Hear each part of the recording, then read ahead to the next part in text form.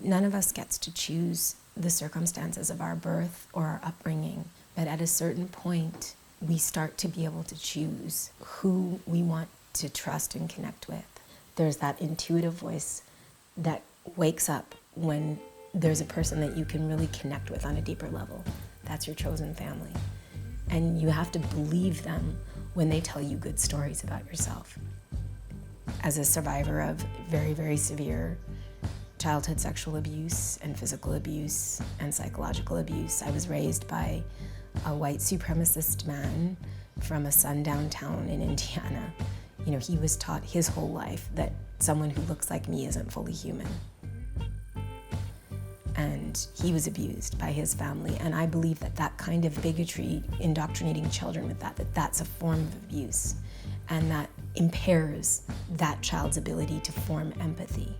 It teaches that child that there's whole sections of humanity that aren't worthy of equal respect and love. You know, that's what my adoptive father believed about me, and that's what he told me about myself every day. I was always outside, even within my family. I was the only Black person in my family, and I was constantly having to explain myself. These are your parents? Yes, these are my parents. It was always, you know, why are you Black? Basically, was the question constantly my whole childhood. Family reunions where I got called the N-word, you know, having to tell some of those folks, I am your relative by blood. Like, how you want to talk to me for real? Music helped me crawl out of that pit. There was another way, and I learned that there was another way through poetry, through art, through music, through Tracy Chapman's album that I heard when I was 9 years old. That was revelatory to me. She was telling me a very different story about being a woman, about Blackness, about her experience of the world, about her experience of America, a very different story than my adoptive father told me. And I liked her version better. Last night I heard the screaming, loud voices behind the wall. Another sleepless night for me. Won't do no good to call the police. I think that these cycles of violence and despair flourish with our silence. And they flourish when we feel like we're the only ones who've ever felt this way. And that's just not true. When we feel really isolated and disconnected and like we can't relate to anyone and they can't relate to us, whenever I get to that spot, that's when I realize I have to reach out to someone. When I started disclosing to some very close personal friends as a teenager, my first love, in fact, my first girlfriend, and when I told her what was happening to me, it felt like this burden was lifted, this horrible secret that I'd been keeping for so many years, and I didn't die. I said it, and she didn't turn away, and she didn't think I was disgusting and worthless. She loved me even more and opened her heart even more, and reflected a different story back at me of myself. And I started to be able to love myself a little bit. When we are the most vulnerable and the most open is when hope can come in. My mom has had a really tough time her whole life with her mental health, and she wasn't getting the help she needed because of the stigma around mental health in her family. When I was confronting my abuser and leaving my home, he tried to have me committed.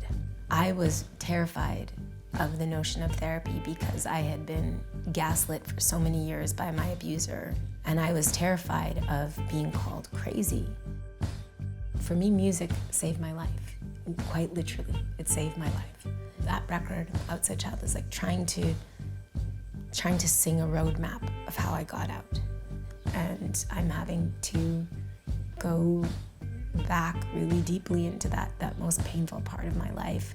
It's been challenging in some ways, but also in a sense therapeutic. I'm going to cover the song Behind the Wall, written by Tracy Chapman. It was the song that made me understand for the first time that I wasn't alone. It was my first time being away from my really abusive childhood home. I was allowed to go on a trip with my Uncle David, my maternal uncle, and we drove through the Rockies in Canada, and he played me Tracy Chapman in the car tape deck. I had my little pink sunglasses on and day glow pink shirt and putting my head against the window and just closing my eyes and sobbing when I heard that song. And I will never forget hearing her voice and the empathy in her voice and the recognition and the understanding. And it also gave me hope because she was singing about it, and that felt really powerful to me, because the fact is that we're all inheritors, we're all the culmination of long lines of survivors. Feeling that connection with those who've come before has been a strengthening and a healing thing. The police always come late if they come at all. And when they arrive, they say they can't interfere with domestic affairs between a man and his wife. And as they walk out the door, the tears well up in her eyes. Last night I heard the screaming, then a silence that chilled my soul. I prayed that I was dreaming when I saw the ambulance in the road. And the policeman said, I'm here to keep the peace. Well, the crowd dispersed. I think we all could use some sleep. Last night I heard the screaming, loud voices behind the wall. Another sleepless night for me. Won't do no good to call the police. Always come late if they come at all. The police always come late if they come at all. There are these lifelines that we get thrown. Maybe therapy will be your lifeline. Maybe meeting someone who has had a similar experience to you will be your lifeline. That's why we have to hang on, because you have no idea what joy awaits you. But there is joy awaiting you, I know that.